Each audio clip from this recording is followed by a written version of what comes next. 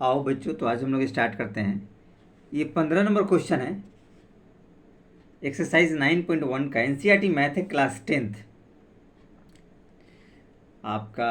पिछले वीडियो में हम लोगों ने इस वाले क्वेश्चन को कवर किया था 14 तक, तो आज हम लोग करेंगे 15 नंबर से करेंगे। 2 क्वेश्चन और बचे हुए हैं, ये जल्दी आज ख़त्म हो जाएंगे, कुछ विशेष इसमें नहीं है। और इस हिसाब से आपका chapter 9 some application of trigonometry ख़त्म हो जाएगा, ये चैप्टर आपका एंड हो जाएगा। ये 2 क्वेश्चन बचे हुए हैं, कुछ विशेष ऐसा नहीं है, आप चाहेंगे तो कर सकते हैं। और थोड़ा प्रैक्टिस करना बहुत ज़रूरी है, जब तक आप प्रैक्टिस नहीं करोगे ऐसे ही आपके हाथ में नहीं आएगा। थोड़ा कॉन्सेप्ट समझिए, प्रैक्टिस कीजिए, बहुत ईजी है, ऐसा कुछ नहीं है कि आपको प्रॉब्लम क्रिएट करेगा। चलिए तो चलते हैं 15 नंबर क्वेश्चन की तरफ। कहता है a state highway leads to the foot of a tower, a man standing at the top of the tower observe a car at an angle of depression of 30 degree which is approaching the foot of the tower with a uniform speed. 6 seconds later, the angle of depression of the car is found to be 60. Find the time taken by the car to reach the foot of the tower from this point. कहता क्या है कि एक राजमार्ग है, highway है, ये जो आपका हाईवे है वो सीधा मीनार की तरफ जा रहा है, ठीक है ना। और मीनार के ऊपर आदमी है जो उसको देख रहा है टावर के ऊपर, ठीक है, वो ऑब्जर्व कर रहा है इस कार को, और उसका डिप्रीजन 30 दिया हुआ है। कार का डिप्रीजन आपको 30 दिया है। और 6 सेकंड के बाद देखिए कह रहा है कि वो जो कार है मीनार के फुट के तरफ आ रहा है, उसके पाद की तरफ, पैर की तरफ आ रहा है, नीचे बेस की तरफ आ रहा है, एक यूनिफॉर्म स्पीड है उसमें, ठीक है। और 6 सेकंड लेटर, 6 सेकंड के बाद उसका डिप्रीजन जो है, डिप्रीजन एंगल जो बन रहा वो 60 का बना, पहले उसका 30 का था, 6 सेकंड बाद 60 हो गया। तो कहता है find the time taken by the car to reach the foot of the tower from this point. तो उस पॉइंट से कार को वहाँ तक पहुँचने में कितना समय लगता है, ये आपको बताना है। तो चलिए हम लोग चलते हैं, एक रफली डायग्राम हम लोग बना रखे हैं, आपके लिए आसान रहेगा करने में, तो दिक्कत उतना नहीं आएगा। ये देखिए, ये डायग्राम आपके पास बना हुआ है, ये टावर है और ये CD इनिशियल और फाइनल पोजीशन है कार का। पहली बार आदमी जो है वो टावर से इस कार को देखता है, C वाले कार को देखता है, तो डिप्रीजन 30 बनता है। देखिए ये वाला बनेगा, यहाँ हॉरिजॉन्टल लाइन एक ड्रॉ कर देंगे आप, ठीक है ना। तो देखिए ये जेड बनाता है, ध्यान रखिएगा, पहले भी आपको बताया गया है, ठीक है, क्योंकि एक हॉरिजॉन्टल लाइन है और यहाँ एक हॉरिजॉन्टल हम लाइन ड्रॉ कर दिए, तो ये जेड बनाए, तो ये दोनों 30 का होंगे, तो 30 का देखिए। और ये 6 सेकंड के बाद, यानी ये दूरी उसको तय करने में 6 सेकंड लगते हैं, 6 सेकंड, ठीक है, ये दूरी तय करने में, यहाँ से यहाँ C से D तक जाने में, तब उसको डिप्रीजन 60 आता है। ये आपको ये वाला एंगल होगा, ये देखिए 60, तो इस तरीके से ये जेड बनाएगा, तो ये 60 आपका आ गया। और आपको बताना है कि कितना टाइम टेकन लेता है यहाँ से यहाँ तक जाने के लिए, मतलब D से लेके E तक जाने के लिए, ये आपको बताना है। तो चलिए देखिए, थोड़ा विशेष चीज़ हमने इसमें आप लोग के लिए लिख दिया है कि बेसिक चीज़ आपको थोड़ा सा आसान रहे, आपको उतना परेशानी नहीं रहेगा, ठीक है। तो ये हमने बेसिक चीज़ आपको लिख रखा है। देखिए, let height of tower AB H metre, ये देखिए AB है टावर, H मीटर, हमने उसका हाइट ले लिया है। तो ये डिप्रीजन था उसका फर्स्ट 30 और 6 सेकंड बाद 60 है, तो ये एंगल हो जाएगा BCD या BCA, ये देखिए BCA 30 डिग्री और BDA 60 दे दिया है। ये देखिए C and D be the initial and final position of the car. ये देखिए C और D क्या है, इनिशियल और फाइनल पोजीशन कार का हमने यहाँ मेंशन कर रखा है। तो अब हम लोग एक एक करके उसमें चलते हैं। तो चलिए थोड़ा सा हम लोग अपने हिसाब से चलते हैं, क्योंकि यहाँ डिस्टेंस का मामला है तो थोड़ा बेसिक हम लोग कुछ फार्मूला भी लेते चलेंगे, जैसे speed by distance upon time होता है उस फार्मूला को देखिए। तो पहले हम लोग लिखेंगे कार का स्पीड, जो कार यहाँ से वहाँ ये जा रहा है, यहाँ लिखेंगे आप let speed of car be v metre per second.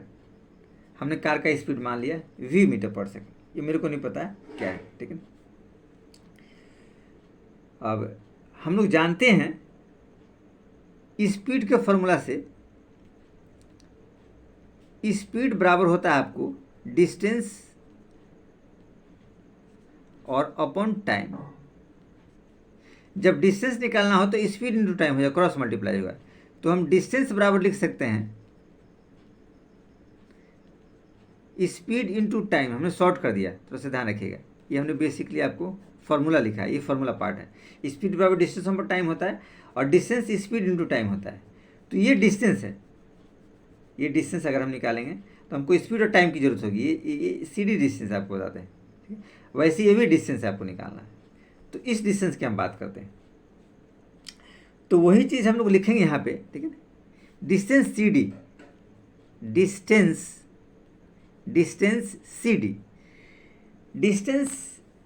C D जो आएगा ये होगा आपका स्पीड इनटू टाइम, ये आपका होगा स्पीड इनटू टाइम। और स्पीड देखिए क्या दिया है कार का, v दिया हुआ। तो एज इट इज़ आप क्या करेंगे, v इंटू टाइम 6 सेकेंड लगता है, देखिए यहाँ पे 6 सेकेंड दिया हुआ है। तो आपके पास डिस्टेंस क्या हो जाएगा, डिस्टेंस हो जाएगा 6v मीटर। ये डिस्टेंस आ गया, इसका डिस्टेंस निकल गया। देखिए सी डी हमने इसका डिस्टेंस आसानी से निकाल दिया, आपको कोई उसमें दिक्कत वाली बात नहीं है। इतना हम लोगों ने कर लिया। अब चलिए हम लोग फिर आगे हम लोग चलते हैं। इस सी डी का काम किया। अब देखिए यहाँ से यहाँ उसको पहुँचना है, तो ये भी डिस्टेंस आपको ज़रूरत है, ठीक है। तो इसमें हम लोग को पता नहीं है टाइम, तो यहाँ टाइम हम लोग चाहे तो लेट कर सकते हैं। अभी वो यहाँ तक पहुँचा है डी तक, ठीक है ना, तो हमने ये डिस्टेंस निकाल लिया। अब यहाँ से यहाँ हम सपोज मान लेते हैं कि टी सेकंड लेता है टाइम यहाँ से यहाँ पहुँचने में। तो उसी को हम लोग को थोड़ा सा अपने लैंग्वेज में आपको लिखना पड़ेगा। लिखेंगे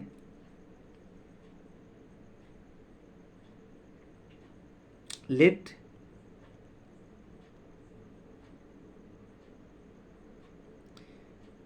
time taken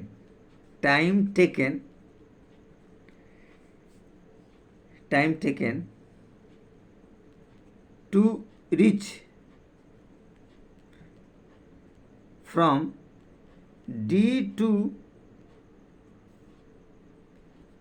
A point B T second, ये हमने मान लिया। यहाँ से वहाँ पहुँचे में टाइम उसका T सेकेंड लगता है, ये आपको टाइम हो गया। यानी आप चाहे तो एज इट इज लिख सकते हैं time equal to T second. ये हमने यहाँ का टाइम निकाला T सेकेंड। अब देखिए सेम वही कंडीशन है, डिस्टेंस वाला फॉर्मूला अप्लाई करेंगे, इसकी डिस्टेंस निकाले हैं। तो हम यहाँ लिखेंगे डिस्टेंस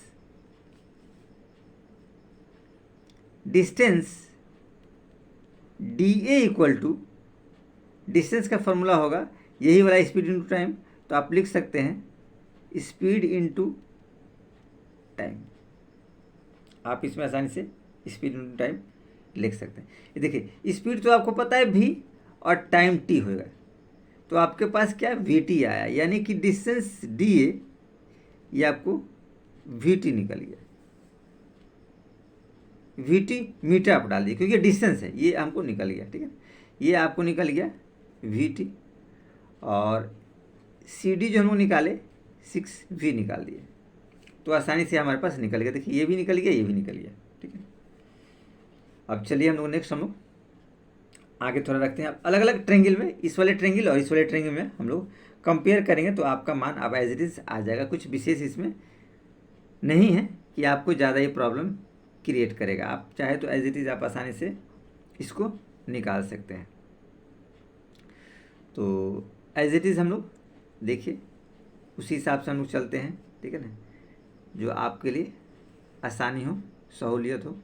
तो देखिए हम लोग चलते हैं इस वाले ट्रायंगल में लेंगे ABD छोटे वाले में।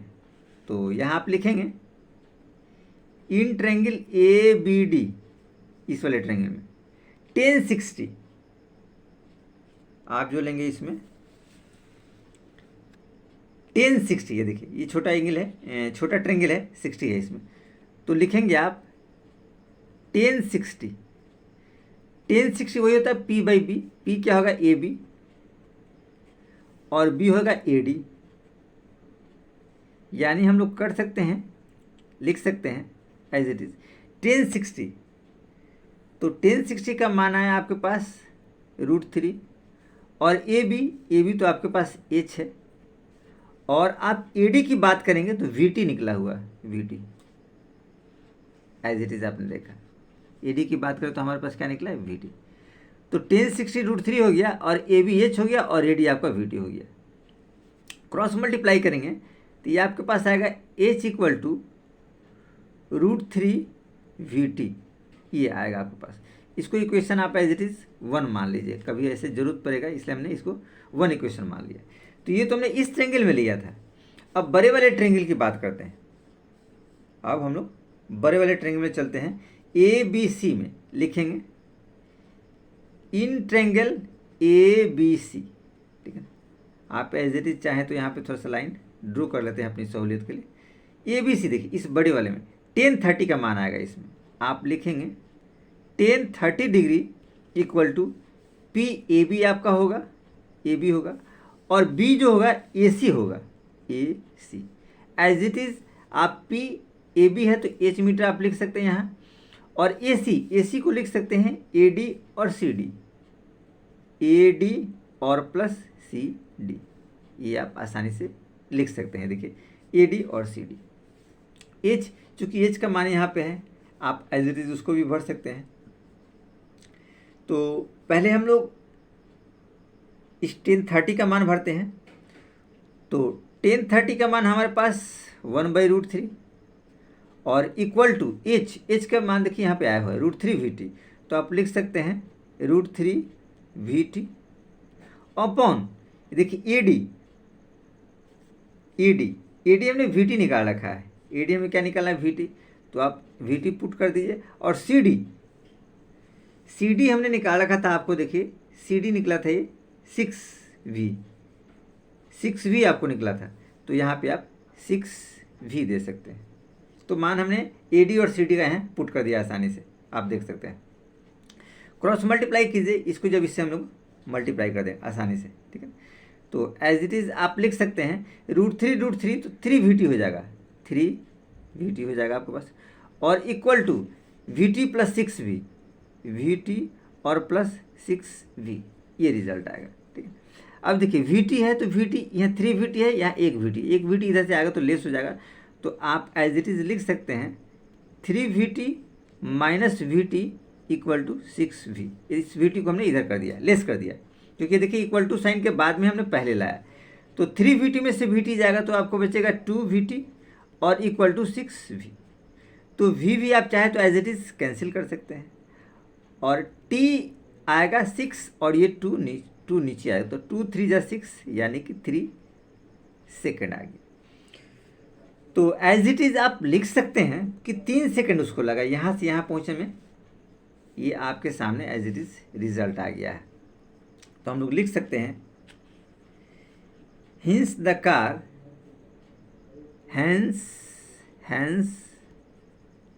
car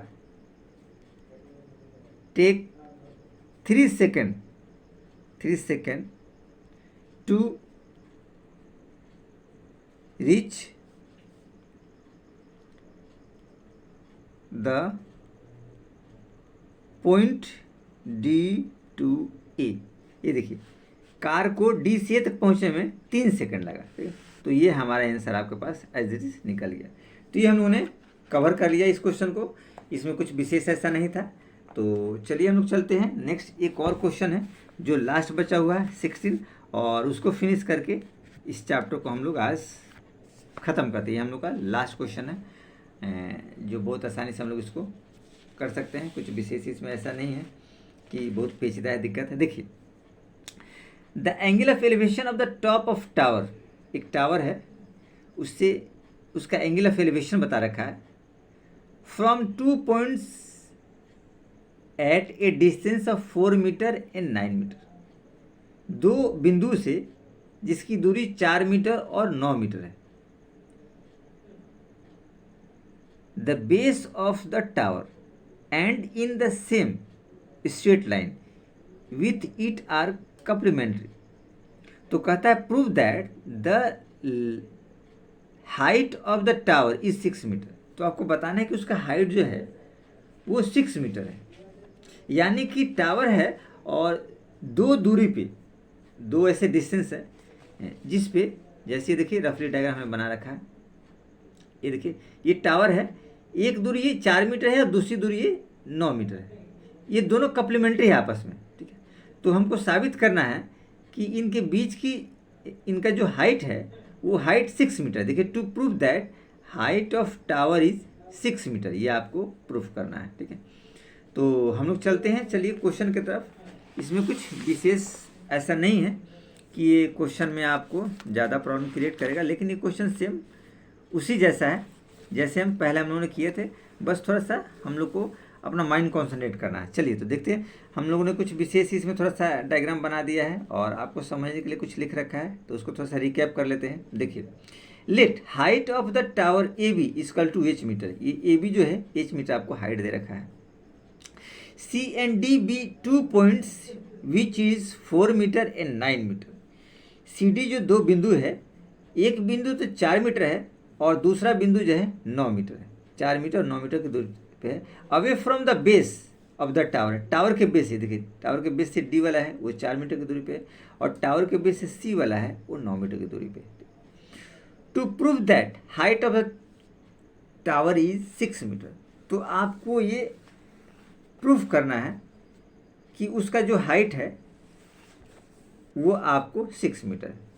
तो चलिए हम लोग चलते हैं एक एक करके, पहले इस वाले ट्रायंगल लेंगे फिर बड़े वाले ट्रायंगल में। तो हम लोग लिखेंगे in triangle A B D, ये देखिए नाम इसका हमने डी दे रखा है, in triangle A B D 1090 minus theta.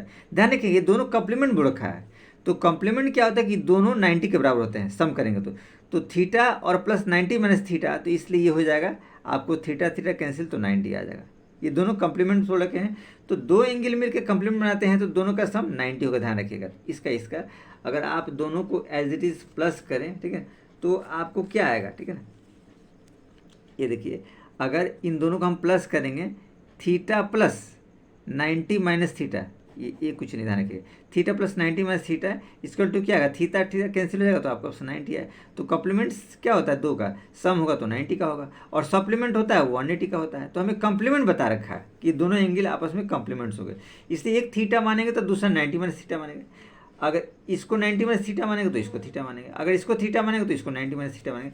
As it is आप करेंगे, इसमें कुछ विशेष ऐसा नहीं है। तो चलिए इसमें हमने किया 1090 माइनस थीटा, तो 10 थीटा पी बाई बी, देखिए पी क्या आ जाएगा, ए बी आपके पास एज रिजल्ट आएगा और बी क्या आएगा, ए डी आएगा। तो आप ए डी लिख सकते हैं एज इट इज़। अब देखिए ये 1090 माइनस थीटा होता है कॉट थीटा, ये फॉर्मूला हम लोग पहले से जानते हैं। तो कॉट थीटा बराबर देखिए ए बी तो आपके पास एच दे रखा है और ए डी दिया है आपके पास 4, यानी ये पहला इक्वेशन आ गया जो हमारे पास निकला, कॉट थीटा बराबर इतना। अब हम लोग क्या करते हैं, आगे थोड़ा सा प्रोसीड करते हैं, इस बड़े वाले ट्रायंगल में रहते हैं ए बी सी, तो यहाँ लिख देंगे in triangle A B C. A B C में क्या है, थीटा दे रखा है, तो हम लोग लेंगे 10 थीटा। 10 थीटा का वैल्यू होता है ए बी, पी और बी होगा आपका ए सी, ए बी और अपॉन ए सी आप ले लीजिए। ए बी तो आपके पास एच ऑलरेडी दे रखा है और देखिए ए सी दिया है आपके पास 9, तो आप 9 लिखिए, देखिए पूरा ए सी लेंगे तो ये 9 दे रखा है ऑलरेडी, ठीक है। तो ये इक्वेशन हमारे पास आ गया 10 theta equal to H by 9, ये इक्वेशन 2 रहा। अब दोनों इक्वेशन को आप मल्टीप्लाई कर दीजिए तो आपको एक रिजल्ट, आपको आसानी से कुछ रिजल्ट आपको प्राप्त हो जाएंगे। कुछ विशेष इसमें नहीं करना है कि बहुत ज़्यादा इसमें पेचीदा है। देखिए अब यहाँ करेंगे मल्टीप्लाई इक्वेशन 1 एंड 2 दोनों को मल्टीप्लाई करते हैं। देखिए cot theta into tan theta, LHS को मल्टीप्लाई कीजिए, कॉट और टेन को हमने किया, h/4 और h/9 को कीजिए, h/4 और h/9 ये मल्टीप्लाई हमने किया। कॉट और टेन ये हो जाएगा 1 और इक्वल टू h² और 9 4 जा 36। तो 9 4 जा 36 यानी कि क्रॉस मल्टीप्लाई जब हम करेंगे तो h² बराबर 1/1 कर दीजिए। तो 1/1 जब करेंगे तो ये हो जाएगा h² बराबर 36। तो यहाँ हम लोग लिख सकते हैं h² इक्वल टू 36। तो h इक्वल टू √36 यानी कि h बराबर 6 मीटर। हमको यही साबित करना था कि देखिए prove that height of the tower is 6 metre, जो कि हम लोगों ने आसानी से यहाँ 6 मीटर ला दिया। तो इस हिसाब से हमारा क्या हो गया कि ये क्वेश्चन हमारा फाइनल कंप्लीट हो गया। तो इस हिसाब से हम लोगों ने इस चैप्टर को भी द एंड कर दिया।